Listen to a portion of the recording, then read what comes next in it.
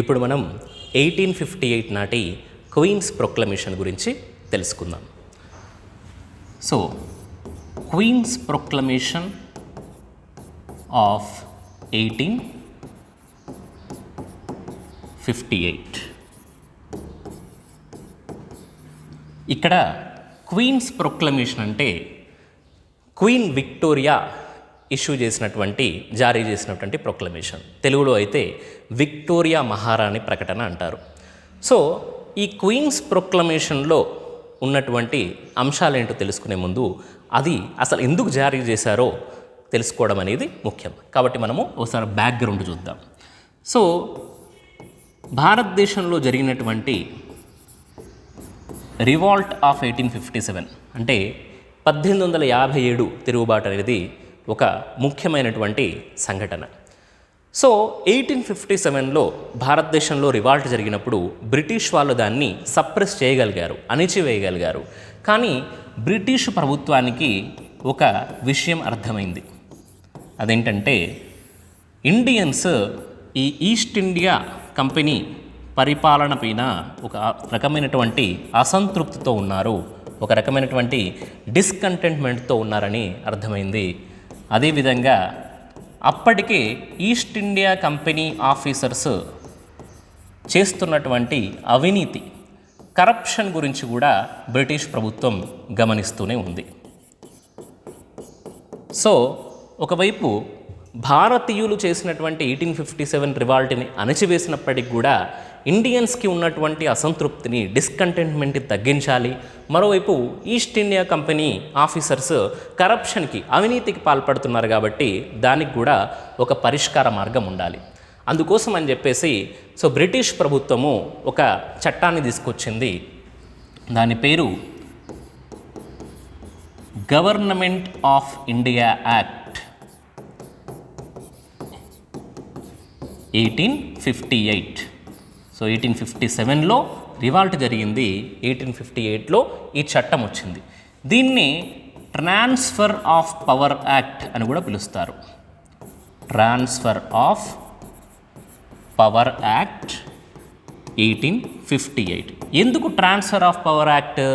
So అప్పటి వరకు భారతదేశము ప్రత్యక్షంగా ఈస్ట్ ఇండియా కంపెనీ పరిపాలనలో ఉండేది కాబట్టి దీనిని కంపెనీ రూల్ నుండి క్రౌన్ రూల్కి మారుద్దామని నిర్ణయించుకున్నారు.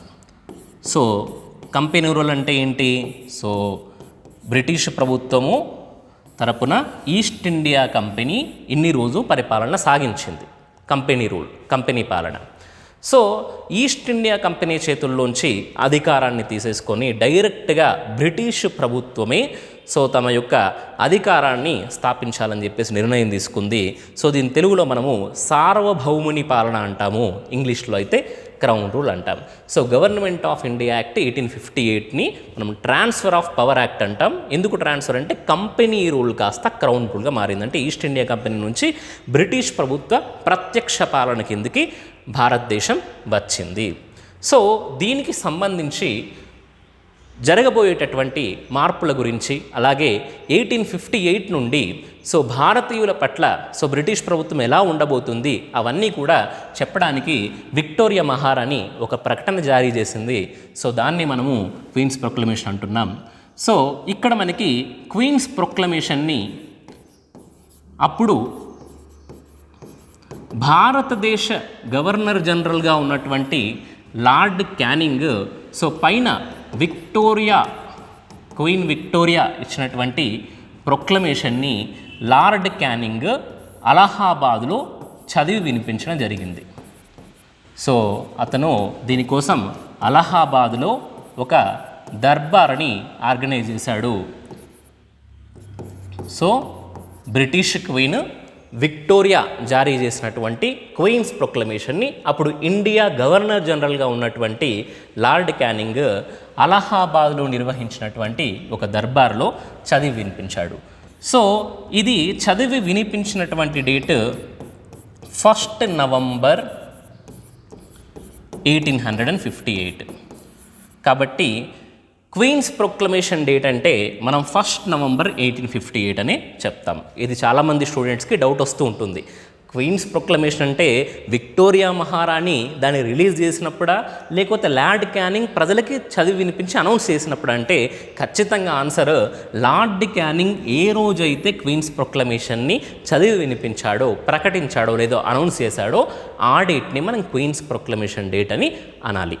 So this is a right date. So ఇక్కడ మనకి క్వీన్స్ ప్రొక్లమేషన్లో ఉన్నటువంటి కంటెంట్స్ని ఒకసారి అబ్జర్వ్ చేసినట్టయితే, మొదటగా ఇకపైన ఇండియాలో బ్రిటిష్ ఎంపైర్ని ఎక్స్పాండ్ చేయము అని రాణి ప్రకటించారు. అంటే అప్పటి వరకు భారతదేశంలో ఉన్నటువంటి ఎన్నో టెరిటరీస్ని, ఎన్నో భూభాగాల్ని బ్రిటిష్ వారు ఆక్రమించుకున్నారు. ఇకపైన మేము టెరిటరీస్ని ఆక్యుపై చెయ్యము అని చెప్పేసి ప్రకటించడం జరిగింది. సో అదేవిధంగా భారతదేశంలో బ్రిటిష్ పాలిత రాష్ట్రాలు కాకుండా భారతదేశంలో బ్రిటిష్ వాళ్ళు పరిపాలించేటటువంటి ప్రాంతాలు కాకుండా ప్రిన్స్లీ స్టేట్స్ ఉన్నాయి, అంటే సంస్థానాలు ఉన్నాయి. సో ఆ ఇండియన్ ప్రిన్సెస్ని, ఇండియన్ నేటివ్ స్టేట్స్ యొక్క పరిపాలకులను లేదా సంస్థానాధీశుల్ని గౌరవిస్తాము, రెస్పెక్ట్ చేస్తాము అని చెప్పేసి బ్రిటిష్ క్వీన్ విక్టోరియా ప్రకటించడము జరిగింది. మరొకటి ఏంటంటే జనరల్ పారడాన్. అంటే 1857 రివాల్ట్ జరుగుతున్నటువంటి సమయంలో ఎవరైతే బ్రిటిష్ వారికి వ్యతిరేకంగా పోరాటం చేశారో వాళ్ళను క్షమిస్తాము, కానీ బ్రిటిష్ పౌరులు, భారతదేశంలో నివసిస్తున్నటువంటి బ్రిటిష్ పౌరులు ఎవరైతే ఉన్నారో ఆ బ్రిటిష్ పౌరుల్ని చంపిన వాళ్ళకు మాత్రము క్షమాభిక్ష ప్రసాదించము అని క్వీన్ విక్టోరియా ప్రకటించడం జరిగింది. వీటితో పాటుగా ఎవరైతే స్వదేశీ సంస్థానాధీశులు, అంటే నేటివ్ ఇండియన్ ప్రిన్సెస్లో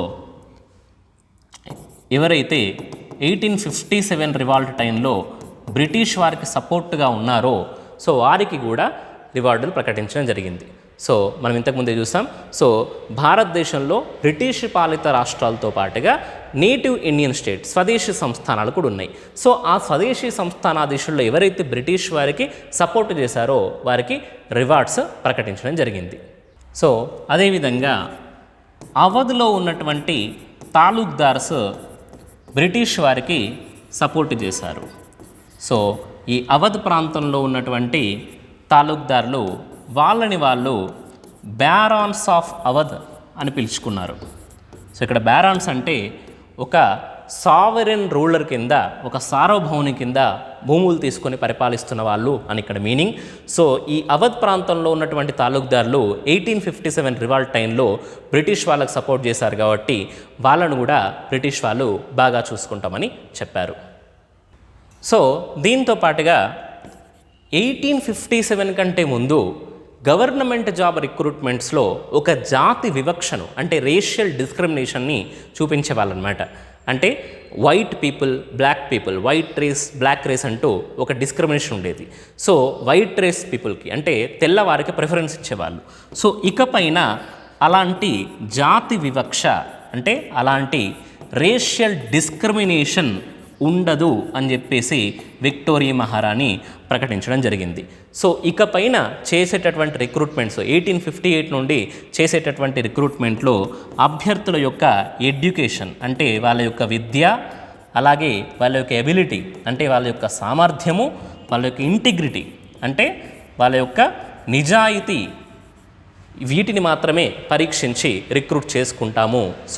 జాతి వివక్ష, తెల్లవారికి ప్రిఫరెన్స్ ఇవ్వడం అనేది ఇప్పటి నుంచి ఉండదు అని చెప్పి కూడా క్వీన్ విక్టోరియా ప్రకటించడం జరిగింది. కాబట్టి క్వీన్స్ ప్రొక్లమేషన్ అనేది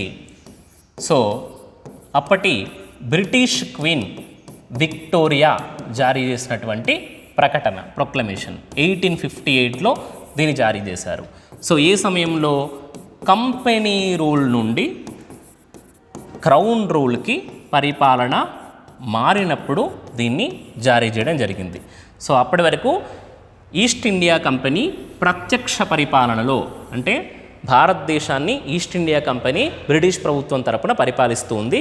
అది ప్రత్యక్షంగా బ్రిటిష్ ప్రభుత్వం కిందకి వెళ్ళింది భారతదేశం. దీన్ని మనం సార్వభౌముని పరిపాలన అంటాం తెలుగులో, ఇంగ్లీష్లో అయితే క్రౌన్ రూల్ అంటాం.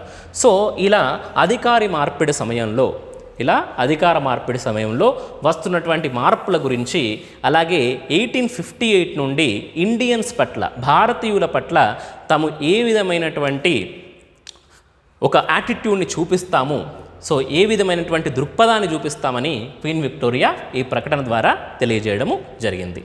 Thank you.